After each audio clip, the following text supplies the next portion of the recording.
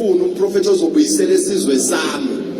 Siyeke ukucabanga ukuthi isiko lesizulu ubuqaba kodwa ukukhonza sonke siguqe ngamadolo phansi. Siyeke ukucabanga ukuthi abafundisi bami siguqe ngamadolo sonke phansi. Siyeke isizwe sakithi ukucabanga ukuthi yonke into uNkulunkulu ayenzela umntomyama iwubugqila nobuqaba. Sakhonza sagcina singasamkhonzi uNkulunkulu, simkhonza ngokwesiko labaJuda. Sazi ukuthi kuye Emsamo amadimoni. Kodwa sihlezi sishumayela ngoPaul singababizi ngamadimoni abafa kudala bangena emathuneni. Sihlezi sibiza oDavide. uNkulunkulu mayebusisa isizwe usibusisa ngokwedlozi lakuloyo muzi. Yingakho mayebusisa oJakobe uthi ngiyakubusisa ngenxa kaAbraham uyihlo. Ngamanye amagama idlozi lala ekhaya uAbraham. Sizwe sakithi sihlupheka isikhathi eside ngoba masithandaza sibiza amathongo ongasiwona wakithi. But uNehemiah uthi makukudla ngibuyele kithi ngiyovusa ingange zomuzi wakithi. Uthi makukuhle ngiyovusa namathuna obaba mkhulu. Kodwa thina sabanjwa umoya wokude siyakwazi ukukhothama emathuneni empty kwaIsrael. Siyawazi amathuna abapostoli eItaly. Kodwa siyehluleka ukurecognize imvelaphi yakithi. Uthi uJona ngingumHebheru, amaHebheru ngiyamoyika uJehova. uNkulunkulu akaza xabana nemvelaphi, ingakho ethi ngiyumHebheru amaHebheru. Nawe njengomZulu uNkulunkulu uzomkhonza uyisizwe simnyama. uNkulunkulu njengokuba wasinikeza impepho ukuxhumana namathongo. Umoya kaNkulunkulu whatsoever that is born of God, sonke into esemhlabeni iyazalwa uNkulunkulu. Lesi sihlahla sanikwa uNkulunkulu amandla ukuthi masikhuluma ngaso abaphansi basilalela. Njoba ngikunikeza sona ngikunikeza umxhumanisi phakathi kwakho nezidalwa zakini. Ngidambe ukuxhumana nabakini. Abanye besebenziwe indlebe enzima bengasezwa lutho. Uyabaphupha abantu bakini abakhuluma, uyabaphupha abantu bakini usemanzini amnyama, usemanzini angcolile. Uyayiphupha imali akekho idilivayo ngoba wavalelwa izithungu. Bantu bakini mabefa bengcwatsha kungcwatsha imizimba umoya uyophila forever. Ingakho umprofeti Ezeka-37 mayefuna impi kaIsrayeli ushone emathuneni aka-Israyeli, akaya emathuneni aseKenani, akaya emathuneni akwezinye indawo, kodwa uya la emathuneni abantu bakubo. Nginombuzo, wena wagcina nini ukuvakashela idalwa zakini emathuneni lazalala khona? Uma uNkulunkulu efika uSawule sexoshe bonke abantu abanamahluzi, lithi iBhayibheli iphimbo likaNkulunkulu aliphindanga lazwakala kuSamuel chapter 28, verse Samuel chapter 28. Iphimbo likaJehova liphindanga lazwakala, kwathula kwathi du. Nawe wamukela ukholo walahla izidalwa zakini, awuphindanga waphumelela. Iphimbo likaJehova lithule du, ngoba uNkulunkulu ukuvakashela ngokwemvelaphi yakho. Obani oyihlo omkhulu, obani onyoko. Ingakho iBhayibheli alisho ukuthi hlonipha uDavide, lithi hlonipha uyihlo nonyoko wala ovela khona. Azisi imvelaphi uNkulunkulu andise izinsuku zakho. Sesangenwa inkolo embi eyenza ukuthi nabantu bakithi abangasekho abadala engabe sebahlonipha sibabize ngamadimoni, ingakho sifa sibancane ngoba imvelaphi kayihlo nonyoko ayisekho. uNkulunkulu akafikanga nabelungu eAfrika. AmaSulumane asihlula ngento eyodwa, anqaba ukucolonize. Aphakamisa umprofeti uMuhammad athi thina sizolandela wakithi onjengathi. Ngoba uNkulunkulu mayevusa umprofeti akusiyena owakho mayiphikisana nesiko lakini. uJesu ngesikhathi ezalwa kwakuthi njalo makuzalwa ingane yomfana kiwe ethempelini kuyohlatshwa imbuzi.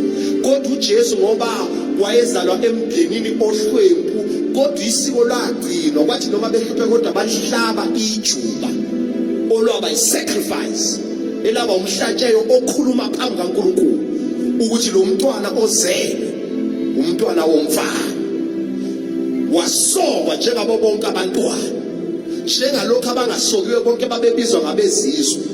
Yingakho uJesu mayekhuphukela ethempelini uzwa njalo kuthiwa njengokwesiko labaJuda. Imiracle kaJesu yokuqala yayihambisana nesiko. Izitsha zasezibekwe ngaphandle njengokwesiko labaJuda. Wathi uJesu akulandwe lezi besekugcinwe isiko ngaso, zathatha zabuyiselwa ngaphakathi. Sizwe senkosi nina besilo, ngize kini njengomprofeti.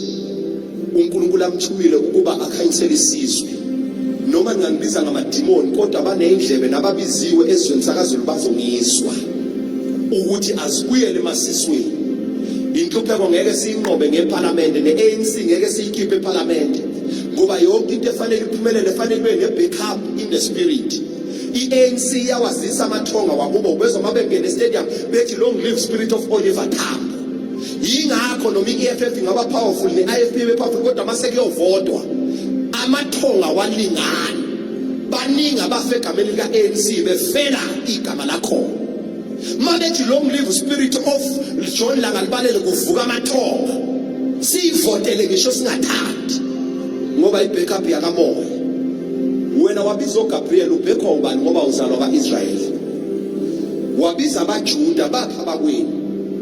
Wabiza abaka-Israyeli bapha bakweni. Impumelelo yakho ilele emathuneni wakini. Hamba uyocenta amathuna wakini madlozi wakini. Matthew 18 verse number 10. Ningadeleli namunye komncinyana ngokuba anizazi izithunywa zabo ezivela njalo phambi kaJehova. Amadlozi wakini avela on your behalf. Yingakho uNkulunkulu makabusisa uJakobe before abona ingelosi ukuthi ngikubusisa ngenxa kayihlo uAbraham. Bese ithi iBhayibheli emva kwalokho ekhulume ngoyihlo uAbraham wayesebona ingelosi zehla zenyuka umkhwelo ngoba imvelaphi yakhe uNkulunkulu sekamadresile ngokwemvelaphi.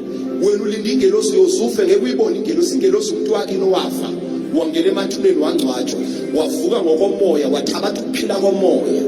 Kunabantu abazalwa bembethe fanele ngabe bakude ngempilo kodwa kunempahla zabe zathathwa zahamba zawusetshenziswa.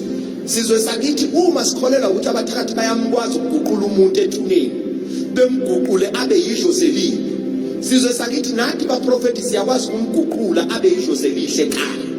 Asikho isiqalekiso isibusiso singekho. Njengokuba usibiza ngesibongo sakho mawuthi awukholelwe emadlozini unamanga. Ngoba nje ukuthi wakamthembu wakalithulo wakwangcobo wakamkhize lezi sibongo amaqhawa kini alala angcwatshwa.